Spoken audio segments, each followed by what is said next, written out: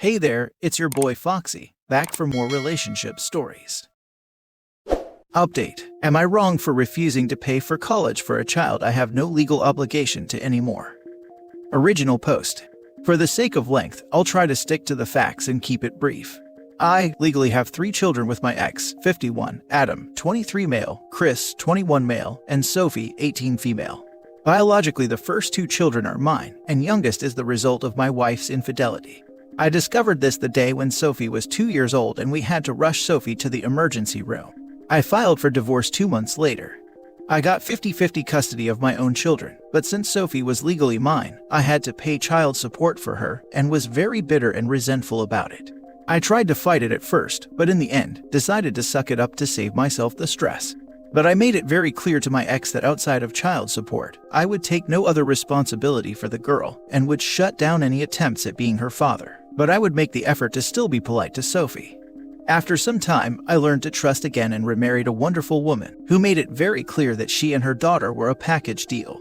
I accepted this and did everything I could to try and be there for my stepdaughter Katie, 17 female. Aside from the typical ups and downs, I would say I managed to make a great family life for myself. We would have family nights, I attended most after-school events, took my family on fun vacations and put my sons through school and paid for their apartments and cars. They're on their own for gas money. Chris is expected to graduate this coming summer, and I made a silly post on social media about how relieved I was going to be that I only had one more kid to put through school left. A couple of days later, I got a message from my ex asking me to pay for Sophie's college expenses on my own, since the pandemic has made money tight. I asked her what she meant and referred to my post, and I reminded her that my legal obligation to Sophie ended the day she turned 18 and that I was talking about Katie. My ex was furious, demanded to know why I was willing to pay for Katie and not Sophie, since neither of them are related to me. I countered by saying that I knew upfront Katie wasn't my biological child and agreed to care for her instead of being conned into doing it like I was for Sophie. After that, I got a call from Sophie asking what she did to make me hate her so much and to leave her feeling so excluded. I told her softly that I don't hate her and that nothing about this situation was her fault, but the simple truth is that it wasn't personal, I'm just not her father. Since then, my sons have told me that Sophie was becoming really depressed. My ex is blaming me, but I don't see what I have to do with it. Am I wrong? Edit, just to be clear because I keep seeing the same questions. 1. The kids know why I divorced their mother. 2. My ex claims that Sophie was the result of a one-night stand and doesn't know who her father is, which is one of the reasons why I was kept on the hook for child support.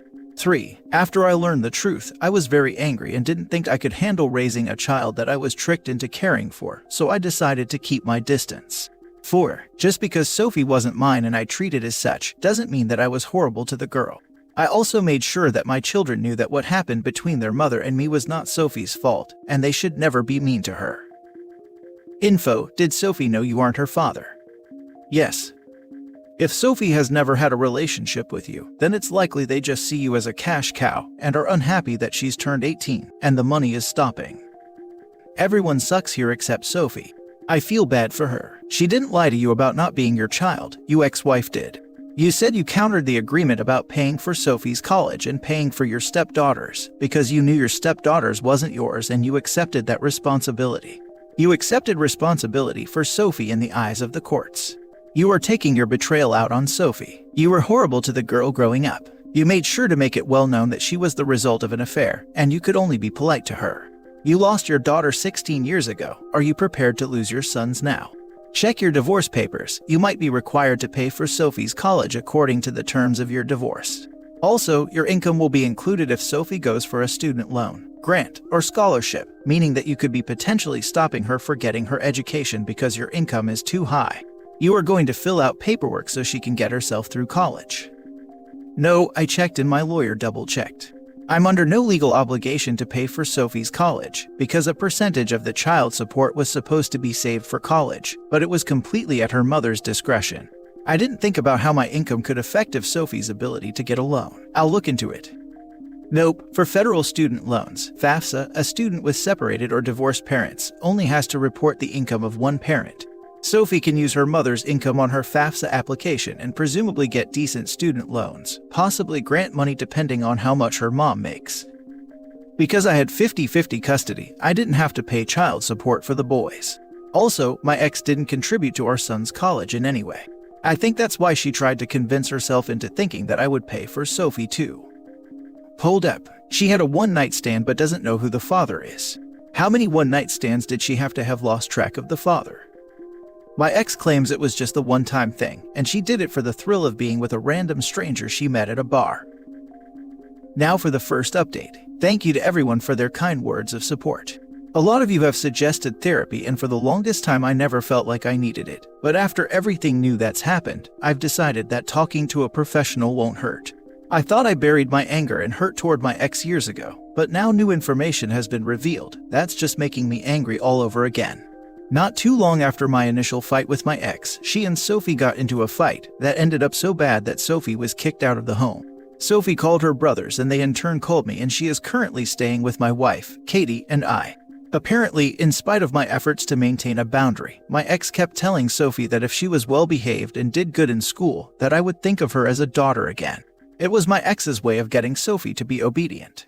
When I made my post, Sophie thought that I was finally giving her the validation that my ex had always promised. And when I didn't, it was just chaos. Sophie called my ex horrible names and demanded to know who her bio dad is.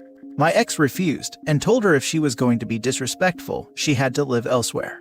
Originally, some of you suggested that in spite of Sophie's blood type she could still be my daughter, and that was really starting to get to me.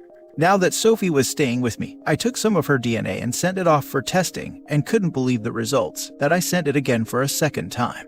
To my shock, Sophie and I are indeed related. She's just not my daughter.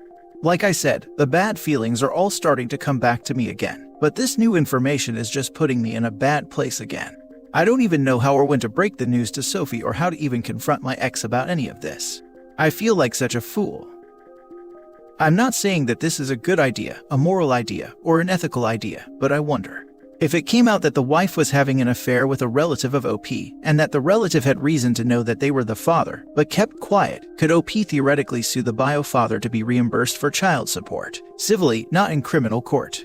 Like, if it was a stranger, there would be no expectation that the bio dad would know that they were the father, but if it's someone close to OP, or it's a deadbeat relative of his without money, I would have checked into reimbursement and give the money to Sophie for college. I don't think I've ever wanted an update so badly before. I think she's his niece and the wife cheated on him with his brother. That's what it sounds like. Brother or cousin, or worse, dad. To my shock, Sophie and I are indeed related, she's just not my daughter. So it wasn't a one-night stand, just someone in OP's family. WTF. So, is he an uncle, sibling, cousin? This makes the mother even worse. She kicked her out of her house, and she knew who the real father was all along, not letting the kid have a father.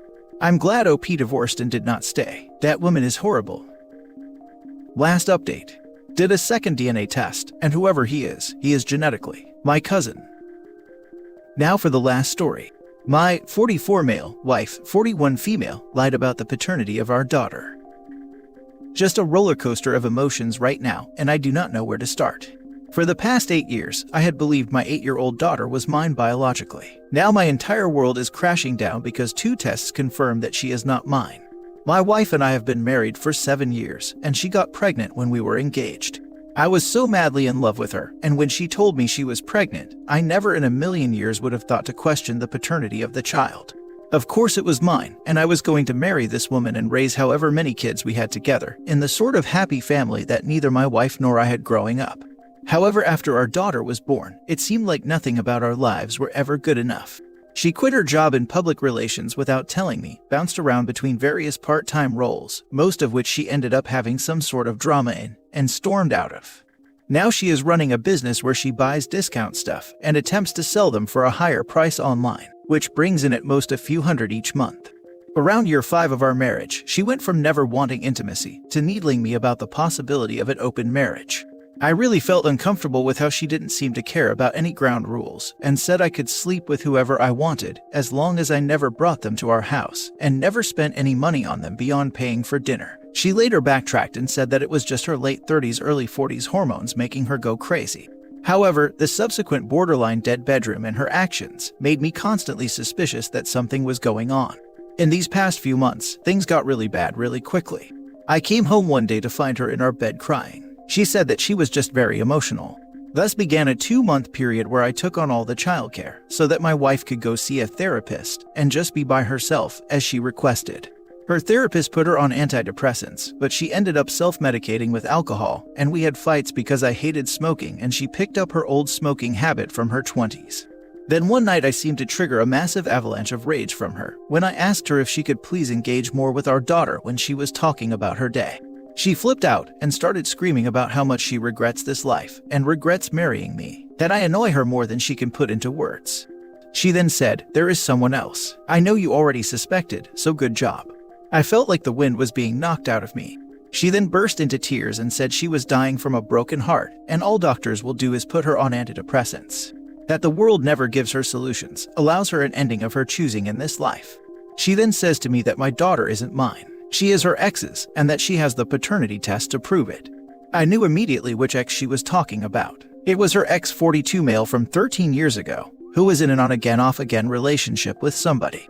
He kept dumping her when he and his girlfriend became on again. He has now been married for 2 years to a 26-year-old, but obviously his ways of never being able to decide between women has never stopped. I am obviously having my world crumble before my eyes, so we start the worst argument of our marriage. I for several minutes forgot that our daughter could easily walk in on the both of us, even though she was thankfully outside and occupied at the time. My wife at this point is already pretty drunk and angrily finishes up the rest of her bottle. She says that she loves him, but she is lower than trash to him. She showed me the paternity test results on her phone that she and him both saw, and afterwards he said she's been playing him the whole time and ghosted her. She says she hates him for being such a cruel human and that she just wanted to curl up and disappear, but she cannot stand me either. Not only was she cheating on me with him while we were dating, but after he started making business trips back to the area 2 years ago, they reconnected, and that was the reason she asked for an open marriage. I told her that I put up with all her problems. I told myself that she was just trying to get over the trauma from a tough childhood, or that it was her professional struggles giving her depression, but she has been spitefully betraying me. I told her that I was done. I ended up leaving the house and going to a motel and just staring at the ceiling for like an entire day. I even forgot to call in sick for work, and that never happens, and a friend at work called to check on me. After I told him what happened, he told me I needed to clear my head enough to get ahead of this situation and all the drama ahead. I ended up going to see a lawyer. It was then my wife started bombarding my messages with texts, saying she is sorry, that she is selfish, but she couldn't help who she fell in love with. She asked me to come home and to still love our daughter. I replied, I did love our daughter and can wake up every morning and call her my daughter, but that I could no longer call her my wife. She told me that she was going to check herself into a psych hospital if I filed for divorce right now and asked for one last chance. I told her that if she wanted to go to a hospital because she was feeling so many emotions, I support her, but she cannot emotionally blackmail me with this. She then tells me she dropped our daughter off with her sister, and I immediately feel guilty about leaving our daughter like this.